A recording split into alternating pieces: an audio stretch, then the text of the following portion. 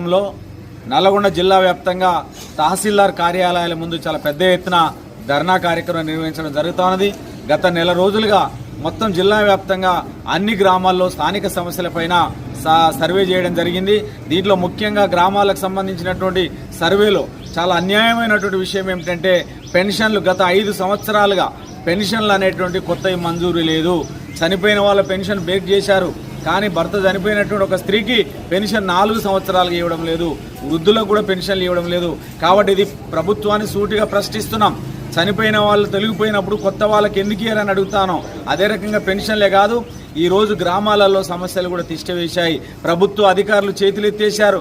ఏమనంటే మాకు నిధులు లేవు, మాకు ఎలాంటి బడ్జెట్ లేదు, కాబట్టి మేము ఏం చేయలేమని చెప్పి అదే రకంగా చాలా గ్రామాల్లో సమస్యలు మరి తిష్టవేసినటువంటి పరిస్థితి కనిపిస్తుంది. ముఖ్యంగా రోడ్లన్నీ బురదమయమయ్యాయి, మురికి కాలువలు సక్రంగా లేనటువంటి పరిస్థితి, ఊర్ల మధ్య రింకు రోడ్లు లేనటువంటి పరిస్థితి, ఈ రకంగా అనేక సమస్యలు ఇవాళ మా దృష్టికి రావడం అనేది జరిగింది.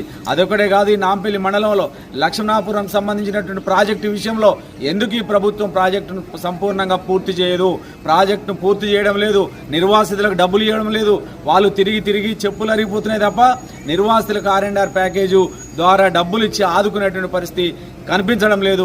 దాంతోపాటు ఇవాళ గ్రామాలలో ఇండ్ల స్థలాలు లేనటువంటి వాళ్ళు పేదలు చాలా మంది ఉన్నారు. ఇవాళ ఇండ్ల స్థలాలకు సంబంధించినటువంటి ప్రభుత్వం గతంలో గట్లమల్లెపల్లి 4 ఎకరాల భూమిని సేకరించింది, కానీ ఒక్క వ్యక్తికి కూడా 100 సెంట్లు భూమి ఇచ్చేటువంటి పరిస్థితి లేదు, 1 సెంటు కూడా ఇచ్చే పరిస్థితి లేదు, 100 పక్కవు అని. అందుకనే ఇండ్ల స్థలాలు లేవు అనే సాగుతోటి ఇందిరమ్మ ఇండ్లు ఇచ్చే పరిస్థితి లేదు.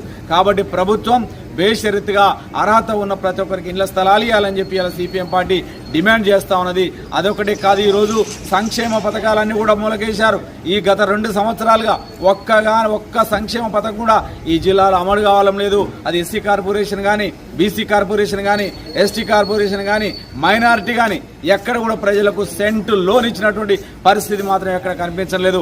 కాబట్టి ప్రభుత్వం ఇప్పటికైనా మీరు శ్రద్ధ తీసుకొని స్థానికంగా ఉన్నటువంటి సమస్యలు ప్రజల అభివృద్ధి కోసం మీరు పనిచేయాలని చెప్పి సిపిఎం పార్టీ డిమాండ్ చేస్తుంది.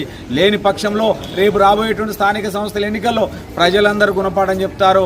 అదొకటే కాదు, ఇలా తీవ్రమైనటువంటి సమస్యగా మారినటువంటిది. ఇలా యూరియా లేదు, ఎక్కడ చూసినా కూడా రైతాంగానికి యూరియా ఇచ్చేటువంటి పరిస్థితి లేదు. అదొకటే కాదు, ఆశ్చర్యకరమైన విషయం ఏంటంటే బోనస్, రైతులు అమ్మినటువంటి ధాన్యాన్ని కూడా బోనస్ ఇవ్వనటువంటి ప్రభుత్వం ఉన్నది. ఈ సందర్భంగా నేను చాలా తీవ్రంగా విమర్శిస్తున్నాను. కాబట్టి ఈ సమస్యలని పరిష్కరించాలని ఇలా నాంపల్లి డిప్యూటీ తహసీల్దార్ గారికి వినతి పత్రం ఇవ్వడానికి జరిగింది. ఇది ప్రభుత్వాన్ని పంపించి సమస్యలు పరిష్కరించాలని చెప్పి సిపిఎం పార్టీ డిమాండ్ చేస్తా ఉన్నది.